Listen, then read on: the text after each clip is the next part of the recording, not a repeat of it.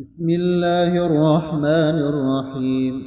اللهم يا رب السماوات والأرض، يا خالق الخلق أجمعين، يا من بيده ملكوت كل شيء، أسألك وأنا ساجد بين يديك وقلبي ضعيف ونفسي فقيرة ورجائي فيك عظيم، فلا تردني خائبا ولا تعدني محروما، واجعل سجودي قربا منك ودموعي رحمة لي ودعائي سببا لفرجي ويقيني نورا في قلبي.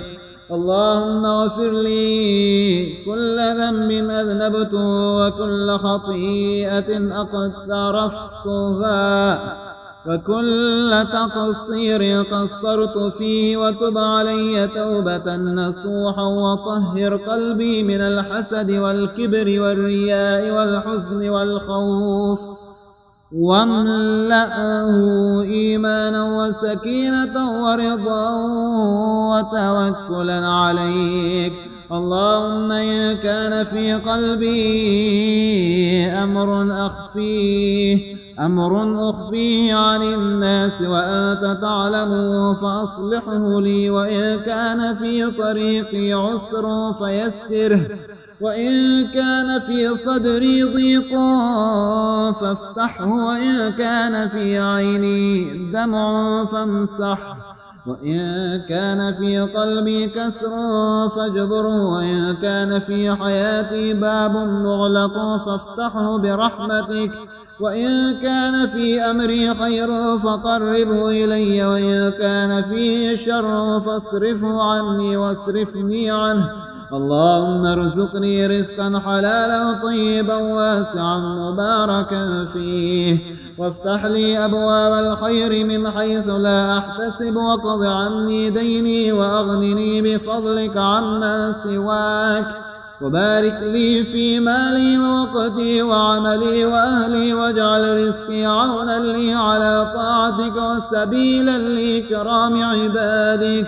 اللهم اشف كل مريض يرجو رحمتك، وارحم كل ميت انقطع عمله، وفرج هم كل مهموم، ونفس كرب كل مكروب، وقض حاجة كل محتاج، واحفظ أهلي وأحبتي من كل سوء ومكروه، وألبسهم ثوبة الصحة والعافية والسلامة.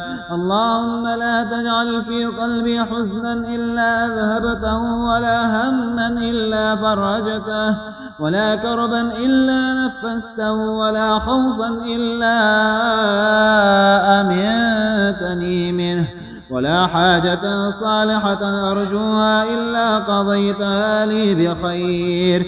واجعلني من كل ضيق مخرجا، ومن كل عسر يسرا، ومن كل بلاء عافية، ومن كل خوف أمنا، ومن كل فتنة نجاة. اللهم اجعلني من الذين إذا أذنبوا استغفروا، وإذا أنعمت عليهم شكروا، وإذا ابتليتهم صبروا، وإذا ضاقت بهم الدنيا أحسنوا الظن بك، وإذا دعوك لم ييأسوا من رحمتك. اللهم علق قلبي بك، واجعل أنسي بك، وثقتي بك، وخوفي منك، ورجائي فيك، ولا تجعل حاجتي إلى أحد من خلقك، واجعلني عبدا شاكرا ذاكرا مخلصا مطمئنا ومحسن الظن برحمتك. اللهم احفظني في سفري وحضري، وفي ليلي ونهاري، وفي سري وعلانيتي، واحفظني من شر نفسي ومن شر كل من أراد بي سوءا، واكفني ما أهمني، وتول أمري واختر لي، ولا تخيرني لنفسي فإني لا أحسن الاختيار. وأنت أعلم بما يصلحني. اللهم اجعل مستقبلي خيرا من ماضي، واجعل أيامي القادمة مملوءة بالطاعة والطمأنينة والبركة، وافتح لي أبواب الفرج والسعادة والهدى، وأرني في حياتي لطفك الذي لا أراه وحكمتك التي لا أعلمها، واجعلني راضيا بقضائك مطمئنا بوعدك مستبشرا برحمتك.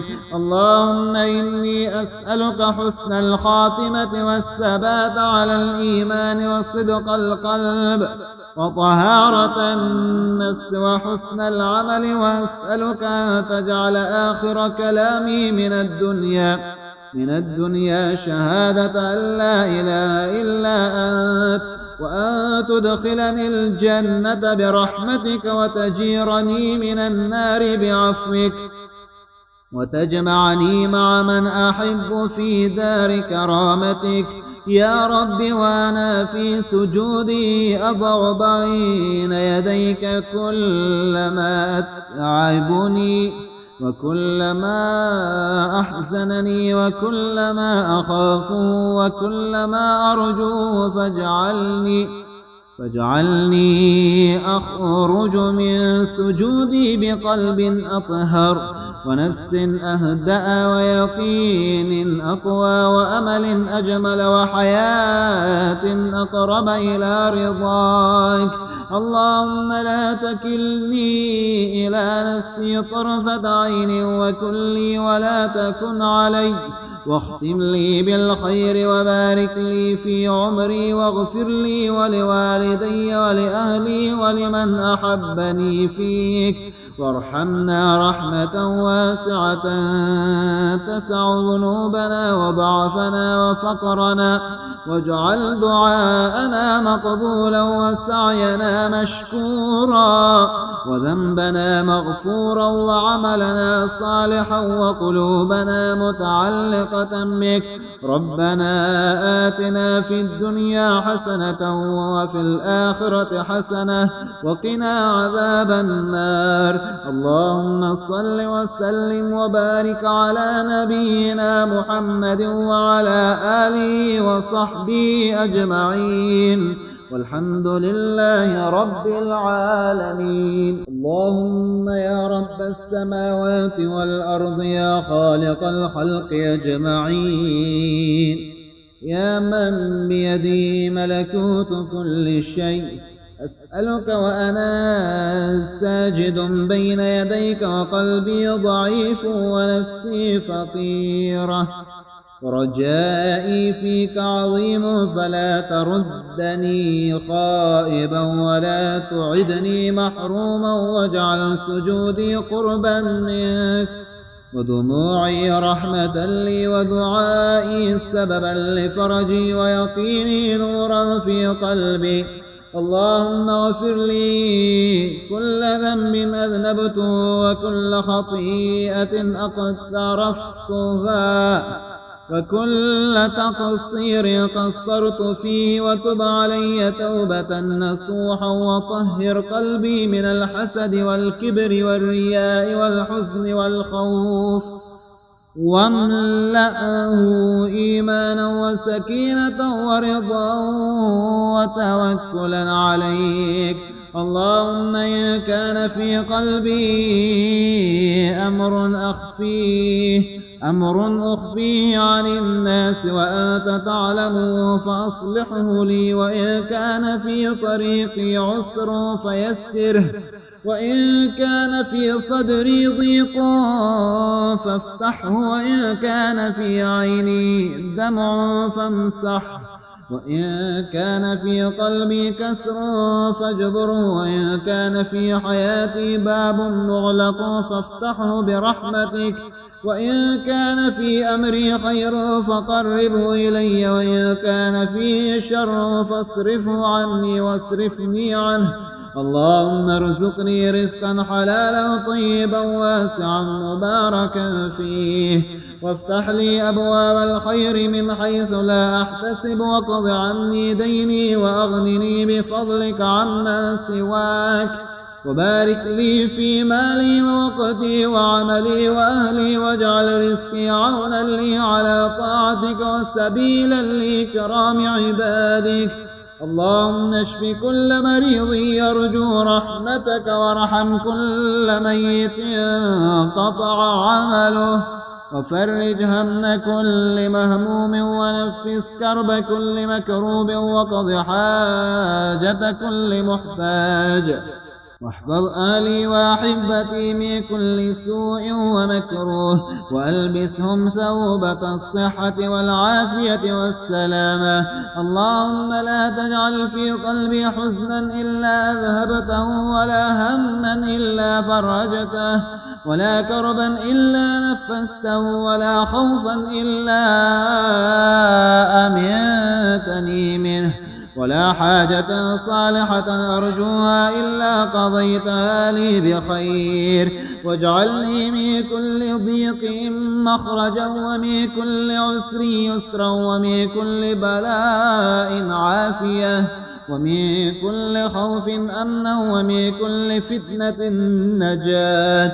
اللهم اجعلني من الذين إذا أذنبوا استغفروا، وإذا أنعمت عليهم شكروا، وإذا ابتليتهم صبروا، وإذا ضاقت بهم الدنيا أحسنوا الظن بك، وإذا دعوك لم ييأسوا من رحمتك. اللهم علق قلبي بك، واجعل أنسي بك، وثقتي بك، وخوفي منك، ورجائي فيك، ولا تجعل حاجتي إلى أحد من خلقك، واجعلني عبدا شاكرا ذاكرا مخلصا مطمئنا ومحسن الظن برحمتك.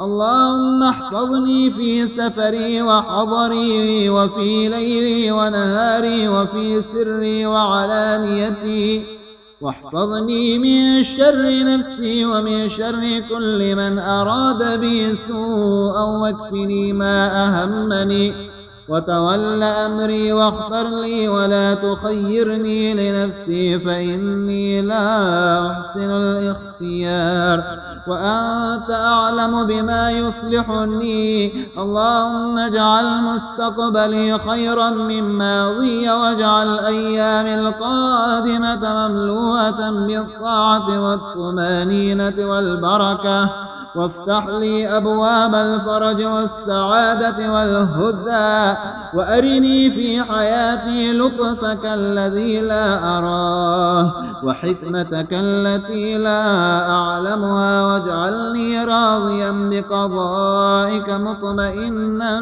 بوعدك مستبشرا برحمتك. اللهم إني أسألك حسن الخاتمة والثبات على الإيمان وصدق القلب وطهارة النفس وحسن العمل، وأسألك أن تجعل آخر كلامي من الدنيا شهادة أن لا إله إلا أنت، وأن تدخلني الجنة برحمتك، وتجيرني من النار بعفوك، وتجمعني مع من أحب في دار كرامتك يا رب. وأنا في سجودي أضع بين يديك كل ما أتعبني، وكل ما أحزنني، وكل ما أخاف، وكل ما أرجو، فاجعلني أخرج من سجودي بقلب أطهر، ونفس أهدأ، ويقين أقوى، وأمل أجمل، وحياة أقرب إلى رضاك. اللهم لا تكلني إلى نفسي طرفة عين، وكن لي ولا تكن علي، واختم لي بالخير، وبارك لي في عمري، واغفر لي ولوالدي ولأهلي ولمن أحبني فيك، وارحمنا رحمة واسعة تسع ذنوبنا وضعفنا وفقرنا، واجعل دعاءنا مقبولا وسعينا مشكورا وذنبنا مغفورا وعملنا صالحا وقلوبنا متعلقة بك. ربنا آتنا في الدنيا حسنة وفي الآخرة حسنة وقنا عذاب النار. اللهم صل وسلم وبارك على نبينا محمد وعلى آله وصحبه أجمعين، والحمد لله رب العالمين. اللهم يا رب السماوات والأرض، يا خالق الخلق أجمعين، يا من بيده ملكوت كل شيء، أسألك وأنا ساجد بين يديك وقلبي ضعيف ونفسي فقيرة ورجائي فيك عظيم، فلا تردني خائبا ولا تعدني محروما، واجعل سجودي قربا منك ودموعي رحمة لي ودعائي سببا لفرجي ويقيني نورا في قلبي. اللهم اغفر لي كل ذنب أذنبته وكل خطيئة اقترفتها وكل تقصير قصرت فيه، وتب علي توبة نصوحا، وطهر قلبي من الحسد والكبر والرياء والحزن والخوف، واملأه إيمانا وسكينة ورضا وتوكلا عليك. اللهم إن كان في قلبي أمر أخفيه عن الناس وأنت تعلمه فأصلحه لي، وإن كان في طريقي عسر فيسره، وإن كان في صدري ضيق فافتحه، وإن كان في عيني دمع فامسحه، وإن كان في قلبي كسر فاجبره، وإن كان في حياتي باب مغلق فافتحه برحمتك، وإن كان في أمري خير فقربه إلي، وإن كان فيه شر فاصرفه عني واصرفني عنه. اللهم ارزقني رزقا حلالا طيبا واسعا مباركا فيه، وافتح لي أبواب الخير من حيث لا أحتسب، واقض عني ديني وأغنني بفضلك عمن سواك، وبارك لي في مالي ووقتي وعملي وأهلي، واجعل رزقي عونا لي على طاعتك وسبيلا لإكرام عبادك.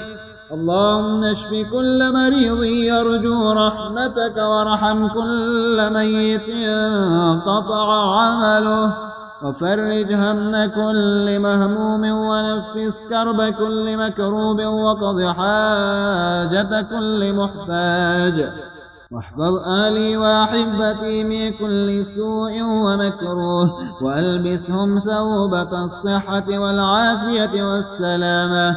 اللهم لا تجعل في قلبي حزنا إلا أذهبته، ولا هما إلا فرجته، ولا كربا إلا نفسته، ولا خوفا إلا أمنتني منه، ولا حاجة صالحة أرجوها إلا قضيتها لي بخير. واجعلني من كل ضيق مخرجا، ومن كل عسر يسرا، ومن كل بلاء عافية، ومن كل خوف أمنا، ومن كل فتنة نجاة. اللهم اجعلني من الذين إذا أذنبوا استغفروا، وإذا أنعمت عليهم شكروا، وإذا ابتليتهم صبروا، وإذا ضاقت بهم الدنيا أحسنوا الظن بك، وإذا دعوك لم ييأسوا من رحمتك. اللهم علق قلبي بك، واجعل أنسي بك، وثقتي بك، وخوفي منك، ورجائي فيك، ولا تجعل حاجتي إلى أحد من خلقك، واجعلني عبدا شاكرا ذاكرا مخلصا مطمئنا ومحسن الظن برحمتك. اللهم احفظني في سفري وحضري وفي ليلي ونهاري وفي سري وعلانيتي، واحفظني من شر نفسي ومن شر كل من أراد بي سوءا، واكفني ما أهمني وتول أمري، واختر لي ولا تخيرني لنفسي فإني لا أحسن الاختيار، وأنت أعلم بما يصلحني. اللهم اجعل مستقبلي خيرا من ماضي، واجعل أيامي القادمة مملوءة بالطاعة والطمأنينة والبركة، وافتح لي أبواب الفرج والسعادة والهدى، وأرني في حياتي لطفك الذي لا أراه وحكمتك التي لا أعلمها، واجعلني راضيا بقضائك مطمئنا بوعدك مستبشرا برحمتك.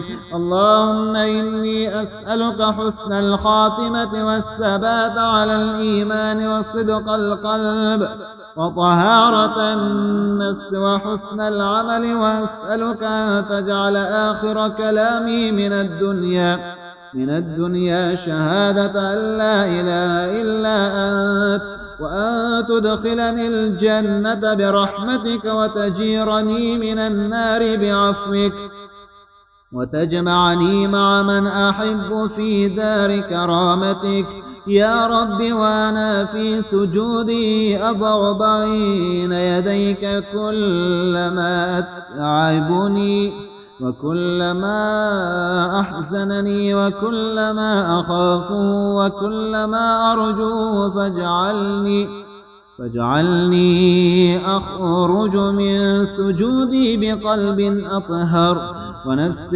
أهدأ ويقين أقوى وأمل أجمل وحياة أقرب إلى رضاك. اللهم لا تكلني إلى نفسي طرفة عين، وكن لي ولا تكن علي، واختم لي بالخير وبارك لي في عمري، واغفر لي ولوالدي ولأهلي ولمن أحبني فيك، وارحمنا رحمة واسعة تسع ذنوبنا وضعفنا وفقرنا، واجعل دعاءنا مقبولا وسعينا مشكورا وذنبنا مغفورا وعملنا صالحا وقلوبنا متعلقة بك. ربنا آتنا في الدنيا حسنة وفي الآخرة حسنة وقنا عذاب النار. اللهم صل وسلم وبارك على نبينا محمد وعلى آله وصحبه أجمعين، والحمد لله رب العالمين. اللهم يا رب السماوات والأرض، يا خالق الخلق أجمعين، يا من بيده ملكوت كل شيء، أسألك وأنا ساجد بين يديك وقلبي ضعيف ونفسي فقيرة، ورجائي فيك عظيم، فلا تردني خائبا ولا تعدني محروما، واجعل سجودي قربا منك ودموعي رحمة لي ودعائي سببا لفرجي ويقيني نورا في قلبي. اللهم اغفر لي كل ذنب أذنبته وكل خطيئة اقترفتها وكل تقصير قصرت فيه، وتب علي توبة نصوحا، وطهر قلبي من الحسد والكبر والرياء والحزن والخوف، واملأه إيمانا وسكينة ورضا وتوكلا عليك. اللهم إن كان في قلبي أمر أخفيه عن الناس وأنت تعلمه فأصلحه لي، وإن كان في طريقي عسر فيسره، وإن كان في صدري ضيق فافتحه، وإن كان في عيني دمع فامسح، وإن كان في قلبي كسر فاجبره، وإن كان في حياتي باب مغلق فافتحه برحمتك، وإن كان في أمري خير فقربه إلي، وإن كان فيه شر فاصرفه عني واصرفني عنه. اللهم ارزقني رزقا حلالا طيبا واسعا مباركا فيه، وافتح لي أبواب الخير من حيث لا أحتسب، واقض عني ديني وأغنني بفضلك عمن سواك، وبارك لي في مالي ووقتي وعملي وأهلي، واجعل رزقي عونا لي على طاعتك وسبيلا لإكرام عبادك. اللهم اشف كل مريض يرجو رحمتك، وارحم كل ميت انقطع عمله، وفرج هم كل مهموم، ونفس كرب كل مكروب، وقض حاجة كل محتاج، واحفظ أهلي وأحبتي من كل سوء ومكروه، وألبسهم ثوبة الصحة والعافية والسلامة. اللهم لا تجعل في قلبي حزنا إلا أذهبته، ولا هما إلا فرجته، ولا كربا إلا نفسته، ولا خوفا إلا أمنتني منه، ولا حاجة صالحة أرجوها إلا قضيتها لي بخير. واجعلني من كل ضيق مخرجا، ومن كل عسر يسرا، ومن كل بلاء عافية، ومن كل خوف أمنا، ومن كل فتنة نجاة.